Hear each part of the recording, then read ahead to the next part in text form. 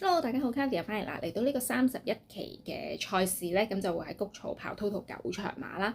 咁咧我就輕輕 study 咗，亦都準備講一場同大家即係交流下啦咁樣。咁講馬之前咧就報告下我嘅行蹤先，因為25、26號咧我就比較忙啦，然之後27號賽馬嘅分享咧我就9成9都唔會出現㗎啦。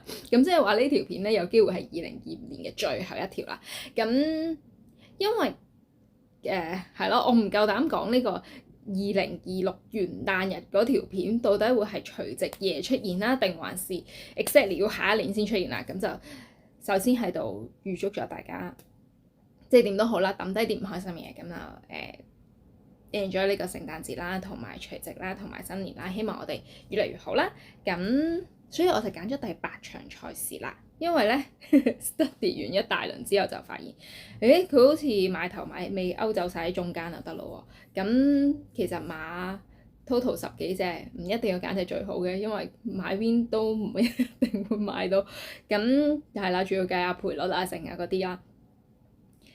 查得就一大堆馬嘅時候，其實就已經容易好多㗎啦。咁亦都係咯。可能買頭買尾會唔會就係等於好頭好尾嘅2025年咧？因為中間太多不愉快嘅時刻，我哋全部掉走晒佢啦。咁所以係啦，盡量 enjoy 啊。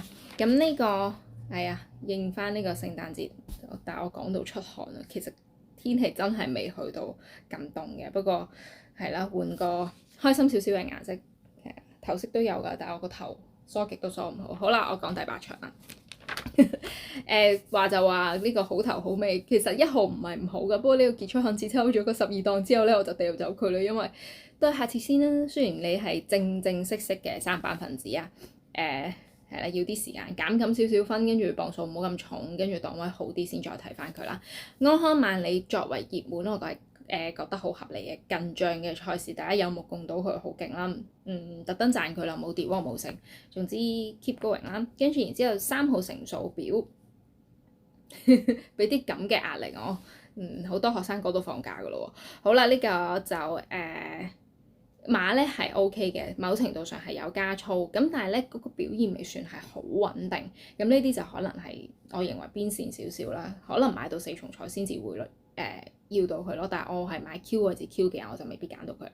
咁跟住就輕功馬男我係會 keep 翻嘅，因為最緊要係佢減磅。即係雖然你話佢上場上到嚟3班唔係話好站得穩啦嚇，但係你係一堆馬嘅情況底下衝翻去終點，再加上係今次即係1號馬嗰個磅同埋佢，總之令到佢唔使孭住太重磅嘅時候，咁你又有繼續 training 啦，跟住然之後隻馬我係覺得仲有少少進步空間嘅，咁所以其實講白就係2號、4號一對會係我嘅膽咁樣咯。好啦，歐洲中間嗰啲咧就係5、6。其實個 comment 係一樣嘅，就係似乎未有來喎，咁所以唔理佢住啦，要啲時間去觀察嘅。沙井之友本身咧，我都諗住會唔會歸係5、6嗰隊咧？咁但係咧，佢又相對係有啲賽績或者即近績去少少支持下啦。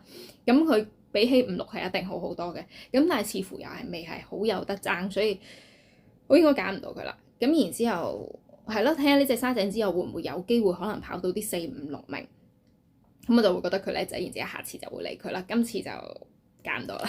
跟住駿馬之光嗱嗰啲狀態或者性咧，其實都有啲喺度噶，不過就哇你始終都隔咗好一段時間先再出現。咁作為運動員又好，作為學生哥又好，放咗咁長嘅假，咁就睇睇先。咁所以呢個5、6、7、8係咪？係啦，我就覺得難啲揀到咯。跟住好啦，去到即係上中下咁樣去睇啦。即係9號就係有基本能力嘅，最大問題就係衰被動。你話如果臨場佢真係好靚，同埋你見到咦好似好有得追嘅話，咁可能呢一隻就會搭翻落嚟。但係事先我就未必會揀到佢咯。跟住然之後精彩進帳咧，馬係唔錯嘅，但係呢一度嚟嘅對手。對佢嚟講就有啲強咗少少啦，咁升班對佢嚟講又係考驗啦，然之後個檔位到底你會點泊車咧，亦都係一個好大嘅難題啊，咁所以係啦，呢啲就等後幾格啦變咗，跟住然之後咧就諗呢個11同埋12嗱，我覺得佢哋係好接近嘅，咁咧不論係跑法啦、檔位形勢啦、成啊嗰啲全部都好合情合理啊。咁但係個問題有11就會冇12，有12就會冇11啦。咁所以呢一對咧就係、單獨睇，誒唔錯喎，都係啲幾主動嘅馬喎。你谷草千二擲場一定 good fit 啦。咁但係如果佢哋互相去削弱大家嘅時候就咁，所以咧點樣計都好就會變翻係安康萬里同埋輕功萬南呢啲可以擺前或者跟前手好位嘅馬就會相對着數好多啦。大家明唔明我講咩咧？咁但係咧，即係到底去即係處理我嘅三選會係點揀咧？即係2、4、1對做膽嘅時候，可能11、12或者10咁樣去做啲3、4重彩咁樣玩咯，跟住再數就太範本啦，所以我就覺得唔合理啦。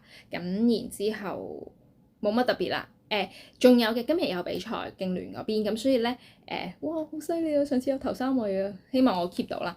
再較早前嗰啲成績唔係咁好啊。呢個 total 9場賽事都會有分享嘅，但係就會係 Facebook 嘅文字版本，即係數字版本啦。